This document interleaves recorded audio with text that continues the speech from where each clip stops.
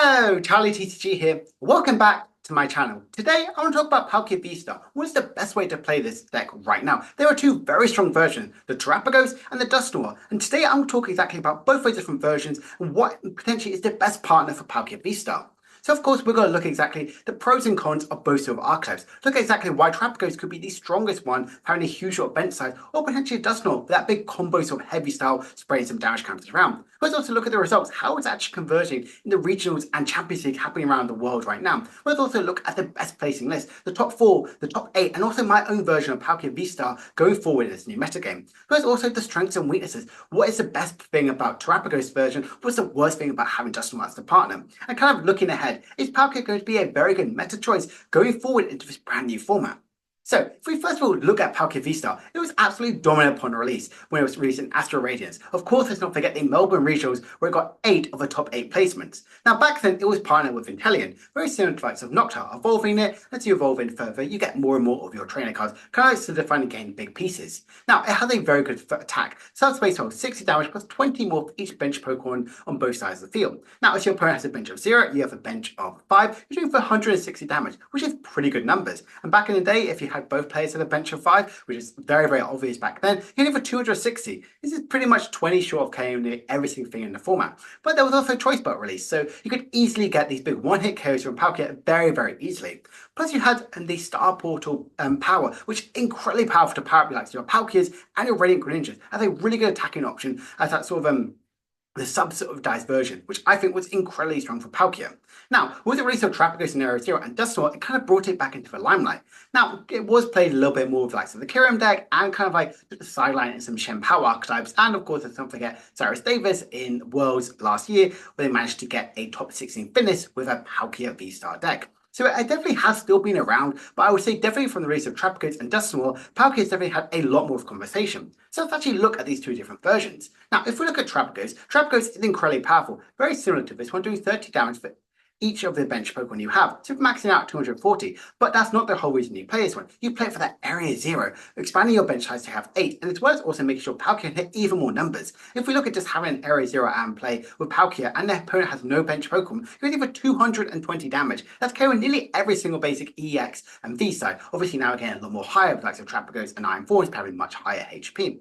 But if your opponent has a bench of 5, you're hitting for 320, which is insane numbers. Your 10 shot pretty much came in every single thing in the format, obviously besides like some Charizard. And if both players have a bench of 8 each, if they have Terrors, you're hitting for 380. That's one hit carrying nearly every single thing in the format right now. So that's obviously very, very strong. Noctowl pretty much is the best sort of partner for this one. If you have Terra Pokemon in play, search deck for 2 trainer cards. This gets you nearly every single piece you need to get. Getting your Irida gets your Water Pokemon. Effectively, you can also get your Earthen Vessels. You have access to nearly every single card of your deck with the likes of Noctowl. And you can really set up Greninja with ease. Getting the likes of your Prime Catch, getting a Catskin Clone or Boss's Orders, or any sort of combo pieces you need to get to really off-trade that sort of vector. You want to attack with Greninja much earlier in the style of deck, removing the likes of the Dreepies, the Charmanders, the Pidgeys. Also, Fan Rotom is a really good attacking choice as well. So I think that's exactly the best way to play this build right now. It's the deck which I put the most testing on, but the build has had a lot of hype for it, and lots of people are enjoying this one, and I myself included. It's the one with Dusknoir. Now, this is very, very different a way to play it. Instead of having a big sort of bench sort of size, you're actually going more with your bench attacking with the likes of Dusknoir to spread some damage counters around. That Curse Blast ability on both that Dusclops and Dusknoir. Effectively, this can help with Palkia's numbers, making sure that if the opponent has a limited bench size, you can actually do additional more damage, actually hit that uneven sort of numbers, which sometimes can be very difficult for Palkia to reach.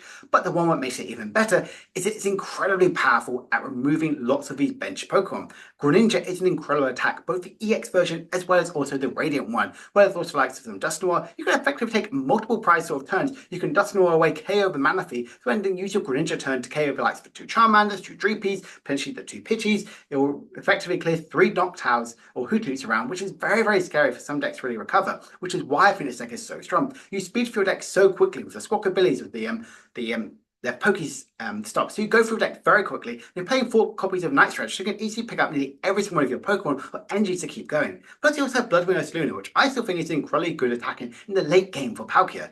Now, looking at these two different versions, they both play very differently. The one with Terapagos will have a huge bench size and go with the Noctowl to draw all your sort of cards you might need to have with it, whereas also have the likes of the Dusknoir build, kind of goes around with spraying some damage counters around that, kind of using your other attack as well, and Palkia is still a really good strong attacker. Now, if we see the likes of the results, we can see both of them actually doing pretty well. Obviously, the Terapagos build got their first top 8 at the Champions League and had quite a few top 16, 32s, 64s, and 128. But if we see here that the best sort of finish right now is that likes of that Palkia for Dusknoir, getting that top 4 placement by Stefan Ivanov. But we also see here it did get that top, it got the asymmetrical cut when we look back at the first regionals before the set was released. It did get that 9th place. So already was on a lot of people's radars. We can see doing pretty well. Now, if we look at the City Leagues, it's doing pretty well. League Cups, I've noticed the deck kind of popping up here and there. And definitely on the online scene right now, the Palkia Dusknoir, I can imagine this numbers will increase because it's such a strong sort of contender. I think this is definitely the early days for this archetype. We're not expecting to see a ton of good results. Heck, just look at likes of Terapagos Dusknoir. It didn't really get a really good sort of finish until we saw the Dortmund regionals, and I expect these numbers to increase as we go into the more of these regionals coming up. Now, if we see the likes of the deck list, let's look at this winning Palkia Terapagos one, which got top 8 at the Champions League a few weeks ago. Now, notice here, that's very similar to where we're seeing most of the builds here. We're playing a 2-2 split of Noctowl with a 2-2 line of Bibarel. I've noticed my personal testing, I would much rather prefer more copies of Noctowl. Having access to nearly every single card in your deck is much stronger than drawing to 5 at times. Still think a 1-1 line is really powerful. It can rely on not really drawing into those sort of cards, but it also likes Predictability, so you have a ton of draw sort of factors. Sometimes don't need to use that Noctowl. If we look at the rest of this one, some interesting cards here, like for Articuno, doing 170 damage and paralyzing the opponent's active Pokemon. Now, there aren't that much really switching outs right now in the format. Some decks may play Prime Catcher as a sort of only switching effect. Potentially some decks play one switch, Churro, but effectively you're Churro or Penny, you're removing most of the sort of vectors and removing any of the liabilities. But one thing I really like about what Palkia has to offer is it has a ton to offer. One of the things that's really powerful is that Briar can be teamed up with their Terapagos against the likes of Gardevoir. You can get potentially all of their single prize Pokemon now can become 2 prizes, especially in the late game. Playing that Glass Trumpet and the Energy Switch to move around some energies, an additional way to energy accelerate onto the board state. Now, as you can see here, they have a lot of sort of ball sort of search cards, like Nest Ball, Ultra Ball, Heavy Ball, and you can even have likes of Buddy Puffin to draw for your deck as quickly as possible. You want to always have a full bench size, hence the likes of the more copies of Super Rod, as well as also that Night Stretcher, guaranteed to get all of your Pokemon. We can see here we play a ton of Pokemon to really effectively go into that sort of large bench size. And obviously more copies of Irida to get up your Palkia and any of your key combo pieces you really require. Now, I love this sort of deck here. I've definitely had some thoughts about this on my Twitter account, which I've enjoyed this list, but not the best. Now, this is kind of where I'm at with my Terapagos build. Still playing a 1-1 like a Bibarel line, because I think it's absolutely incredible, but going on to a 3-3 line of Noctowl, I really utilize the likes of Noctowl. I think it's much stronger than that dual seeker, especially any time in the game. I've dragged a Kieran in here as additional switching out, but also can help you in that Charizard matchup. No, it's Kieran, it's definitely a lot more of a cuttable card. People have been removing this one, but I really love Kieran in this deck here. Kind of helping you in that Charizard matchup, having that additional switching out to help you against Storm matchup. I'm a huge fan. I've also chucked to add 2 copies of Buddy Poppin, a way to kind of like get out your Fan Rotons, your Bidoos, your Hootoots as well, and especially in the late sort of game. I really enjoy having this one, especially team up like Super Rod. You can bring them back much easier to have a large sort of bench size. I've gone to 8 sort of water energies along with 3 earthen vessels and 2 glass trumpets. I want to have as much sort of energy acceleration as possible. The 2 glass trumpets is really powerful, especially because you can attack for your Fan Rotom much earlier in the game, or it's also your Terapagos. That's one of the reasons why I think this Palkia deck is so strong. It really utilizes other sort of attacking options. So that's a little bit more about my Palkia Terapagos. Looking at the list here, as you can see, there wasn't that much of a change difference of the top 8 lists. Now, if we now look at the Stefan Ivanov, the Palkia Dusknoir build, it is a very different sort of build here and a completely different beast. We're still playing the same number of Palkia's line, but we see we're still playing some other sort of cards as well. But we're seeing a 3-1-2 line of Dusknoir and a 1-0-1 line of Greninja EX. Now, why are these in here? Greninja EX is really powerful, especially for its secondary attacking option, doing additional damage counter to your opponent's bench Pokemon. Hitting that 120 damage, make sure you can KO likes of Bibarel with a 100 HP Pokemon, which is just out of reach sometimes of a Greninja. Getting KOs of Noctowl is much stronger. That's why the Greninja EX is in here. It's also really good for its first attack, doing 170 damage. Obviously, it hits for lightning weak Pokemon, so it goes against Terapagos, which is really strong. It also gets any of your card for the next turn, which I love this one. But you can see here, it is very heavy on the Dusknoir and Rare Candy. You can draw for your deck very easily on with the Squawkabilly, with the Pheasantipity, with the Greninja. But also you play Iono, so you want to protect sometimes. You don't want to go through all your Rare Candies very early on. That's why we aren't playing any of the research. You'll never really get any discarding effect as long as the likes of their Ultra Ball, which I think is really strong. Obviously, this is very area weak as you'll focus more on the item cards, but they constantly go through your deck so quickly is honestly insane of this archetype. I've played quite a few games on it. I've watched lots of games into this one, and it's absolutely a joy to play. The amount of fun times which you can get turn 2, maybe even turn 3, in 2 Dusknoir attacks, as well as also Radiant Greninja EX, potentially board wipe your opponent, is absolutely insane. This is why I think this is such a strong version to play as archetype. Having counter catcher, because you've got to be behind the turns, so I think it's a really good gusting effect, because you aren't really playing any boss's orders, and kind of having a Dusknoir, make sure you don't need to worry about any of the mana fees out in play. Lost Vacuum, I really like to get rid of the Bravery Charm, as well as also just removing your own Pokestop as well, denying that from the opponent's side. Again, you can see here the Trekking Shoes drawing through the deck much quickly. That's why I really love this archetype. It is so vastly different to the Terapagos build, focusing more on the Dusknoir with that Curse Blast ability and attacking with your Greninjas as damaging the opponent's bench. Now, if we see some of the strengths of version about why I really like the Terapagos build, we can see here that Knocked gets you all of your combo pieces. That's one of the best things about this archetype right now. Knocked is one of the best cards right now in this deck. And also, Palkia can pretty much one-shot everything now. Having likes of access to Kieran, having pretty much everyone's always have a bench of 5 unless you're against a stall sort of matchup, as well as also you're always going to go down to 8. You can pretty much one-hit carry every single thing in the format. Check that Kieran as well, just to get that little bit over the head. Now, if we see here, you can also have this single price board state. Joe from Omnipoke really had a good sort of analysis a couple of days ago, and I think that's one of the best version of plays one. You can really represent a single price board state. So you can attack with Terapagos going second, which is much earlier on if you don't want to bench that Palkia in the early sort of game. That's one of the reasons why I love this one. Fan Rotom can really help you off tries it, whether it's just a little bit of poke damage or just in general to get your opponent to take a 1 prizer, and also they have to go through 3 more attackers, where you can potentially go through only 2, which 3 attacks, which I really love this one. I don't need to worry too much about evolution decks, especially with the likes of the Greninja one. You can go around this one. It's very difficult for them to actually get a big one-hit KO, and you can go afford to go a little bit slower on that start deck. One of the weaknesses of this deck is you're very reliant on Area 0. If you don't have this one, 260 damage, back in the day, 2.5 years ago, that was perfect numbers. Nowadays, you're still two-shotting most of the format. So 260 is not actually strong enough. Heck, you only just KO the likes of a Blood Moon or Ursaluna. Sometimes overbench before you put Terapagos in play is also a huge weakness. You've got to know exactly when you're going to put your Terapagos in play to expend your bench size. You don't exactly want your opponent to get the one-hit KO on certain things, and also now your bench trapped by only hitting out 260 damage, which can be very devastating for this one. And also this is a deck which is very careful for your energy placement.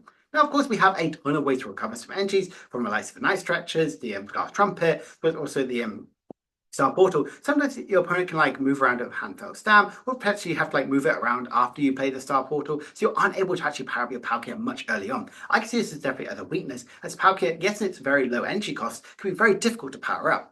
Now, if we look at the Dusknoir build, this is very powerful because you can pretty much get every single one of your cards back from Pokestop. Yes, you lose your supporters and obviously the Pokestop itself, but you can get back all your Pokemon from the likes of Night Stretcher. This is why this deck is so powerful. You're fine to discard them very early on with Squawk ability because you have 4 copies of Night Stretcher, so you can instantly pick them in the late game. Dusknoir is amazing to set up these big sort of attacks from Palkia, or potentially Greninja plays in the late sort of game. Like I mentioned before, it's amazing for the Greninja maths, whether it be the Radiant or the EX. With a Dusknoir plus the attack from the Radiant Greninja, you're doing 220 damage to one of your opponent's Pokemon, which is absolutely devastating, which I think is really good numbers against these likes of Palkia, or even the likes of these Rotom V, Luminion, and the Feathertipities on your opponent's bench. And it's really clear to take these multiple Pokemon per turn. It's very easy for this game to take 2 or 3 knockouts per sort of turn because of the access to Dusknoir. You can constantly bring back your Pokemon, likes the Hammer and Buddy Poppin, plus also the Night Stretcher, which is so strong for this archetype. Although some of the weakness one is that very sort of weak damage output without the Dusknoir. If you can't get your Dusknoir, if you can't get the Greninja play, only doing 260 damage, like I mentioned before, is very low numbers, and it can be definitely steamrolled from these very big sort of basic attackers like Roaring Moon and Raging Bolt. And Dusknoir is being removed very early against another Greninja deck, against another sort of version of Palkia Dusknoir. If you don't have access to your Dusclops or any of your Dusknoirs, it's really difficult for Palkia to really keep up. And of course, Ability Lock. Now, Ability Lock isn't really a thing right now. If you think of the likes of the Iron Thorns, it doesn't really slow down this deck too much because obviously Dusknoir can actually go through them, which is much easier. But also, it's very scary for certain archetypes being access to Ability Lock. Especially I found that with Palkia. It's one of the worst things about Palkia right now is that Ability Lock sort of feature. Now, if we look at the future of Palkia Vstar, I think it's an amazing pick for the metagame right now, and it's only going to get stronger. I think it's really good to see this having its resurgence. We have 2 incredible good partners, whether it be the likes of the Terapagos to expand your bench size, or with the likes of Dusknoir to do some more wombo combo damage spread, which I think is really good. It's still far too early to tell which is the best version of Palkia to play. Me personally, I'm definitely more of a Terapagos build, but the more and more I play about the Dusknoir build, the more I think this is the way that Palkia was intended to play, and it's absolutely insanely good sort of value right now. Now, Terapagos is great to get all the combo pieces, but Dusknoir is amazing to spread the damage around. Now, I think this is really good to kind of see how this deck is really going to evolve going forward. I think if you're going to play this one, this is definitely a dark type which you need to put on your radar right now. I think you're going to see a lot more of the Dusknoir build currently going now. I think that the Terapagos build is good, but as we've seen how strong Terapagos is with Dusknoir itself, I think that build is going to slightly sort of wean away the Palkia Terapagos build and go more into the Palkia Dusknoir version as being a more stronger sort of played deck, which lots of people will be actually seen in tournaments. Now, kind of looking ahead, I really think both versions are great to see, and still, I can't wait to see the popularity of Palkia. Hope you guys have enjoyed this little sort of insight video about Palkia. Personally, I've done a ton of testing with Palkia pretty much for the last couple of years, and especially last few months, I've been doing hugely into looking at Palkia Vstar with Terapagos, playing with a ton of different builds, both with Ogerpon, with Iron Leaves, with any sort of Wellspring Ogerpon as well, now with likes of Dusknoir. It is a really good sort of combo sort of deck here, and it's an incredibly fun deck as well. So I really, guys, hope you have enjoyed this video. Make sure to like, subscribe, and comment down below. What is your favorite way to play Palkia? Are you Team Terapagos or are you Team Dusknoir? So, my name is Charlie TCG, and I'll see you guys later. Bye for now.